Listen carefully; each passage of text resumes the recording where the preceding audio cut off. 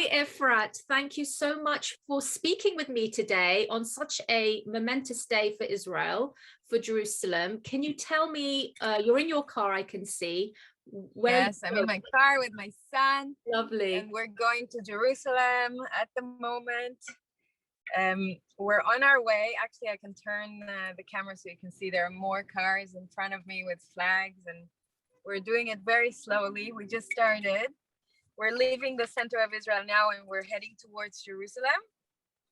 We have 40 smaller convoys from different places around the country merging into one convoy towards Jerusalem. One big one. I was told that we have about 200 trucks waiting for us in Latrun next to Jerusalem, and we're going to go all together.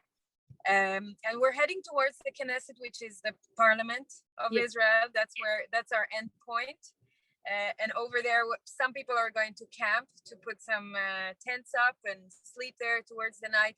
We're starting this convoy. We don't know when it's going to end. So that's all I can say about the beginning, the duration of this event. It starts today. We don't know when it's going to end. Yes. Hopefully it will last for a few days, and people will occupy the place in the Knesset for a few days at least. Let's see. Yes. We have 40 bridges around Israel as well, right. Which are occupied and manned by protesters that are coming to cheer the different convoys. We have teams that are giving food and medical supplies if needed, and mental support if needed. So we have it's super organized, relatively to Israelis. They're doing a very good job in organizing this. Yes. Would you say the sort of freedom convoy in Israel has been inspired by the Canadian convoy?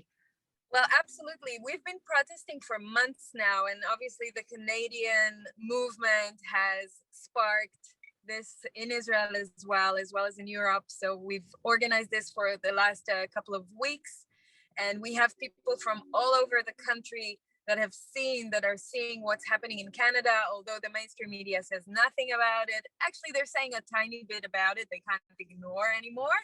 But we are the media, and we're the ones broadcasting the news now, so everyone knows. And so, yes, it sparked this inspiration in Israelis in Israel, and we're doing the same. We've taken upon ourselves to set up clear goals for what we want to achieve from this convoy. I can tell you the 6 goals that that we have for it. Yeah, okay. So number 1 is government policy.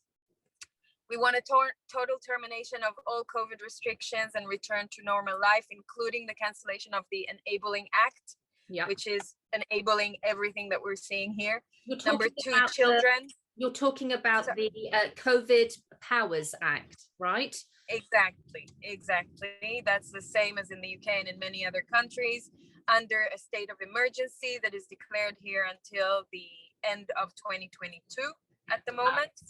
And so, that's what we want canceled, because under that we have all the quarantines and the mask mandates and all the different mandates that the government can put on us.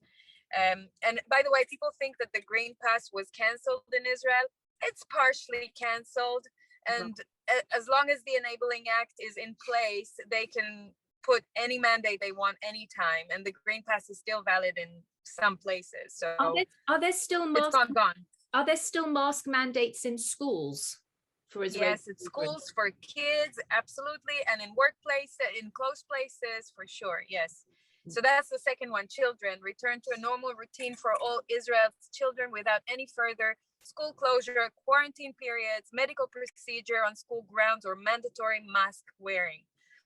Number 3 is businesses, complete opening of the economy, and a ban of the harassment of employees on medical grounds. Number 4, transparency. We demand full transparency, full disclosure of contracts and protocols, which to date have been withheld from the public. Yeah. Number 5, respect of individual rights and privacy, ending the violation of individuals' privacy through street cameras or any other illegal surveillance. And recently, I don't know if you've heard, but in Israel, there was a big fuss about one of the Israeli startup companies called NSO they have this software called Pegasus. Yes, Pegasus. And I've heard of that. Pegasus, and it's been discovered that the police have been surveying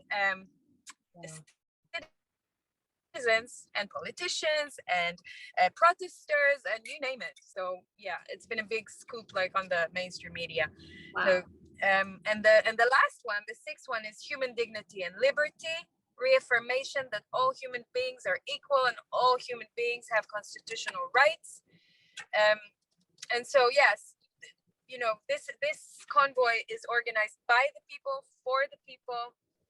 No one is paying us. No institution is backing this. Everything that we're seeing here today, and we will continue to update using Telegram and Twitter and all the other social media channels, is done by the people.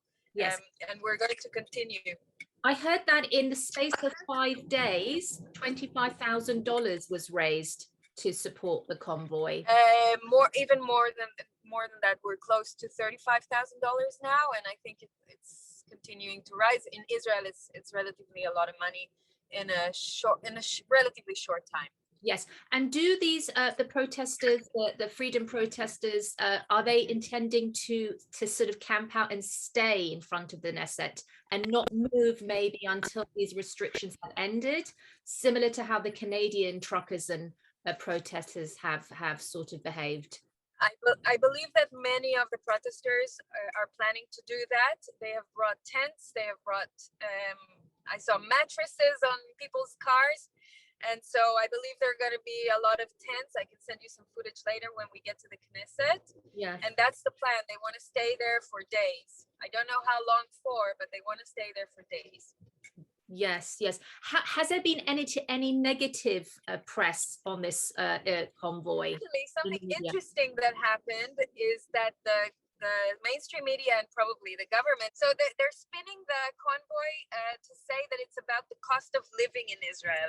Oh. It's like they're taking something tiny and making like, now this is the big thing in Israel. The mainstream media is talking about cost of living. They know that our power is so great and our demands are so powerful and so clear and potent, and they're so scared of it that they're trying to shape-shift it into another topic.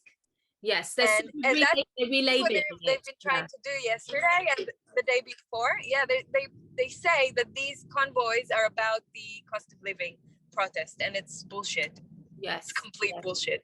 Yes, that's their tactic of trying to disempower this this convoy and this movement. Yes.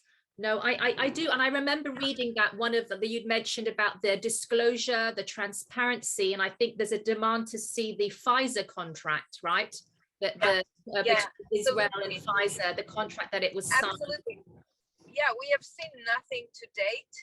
And we know that we are the world's lab, and we're the world's biggest lab testing the citizens on each and every age group of vaccinations as we go along.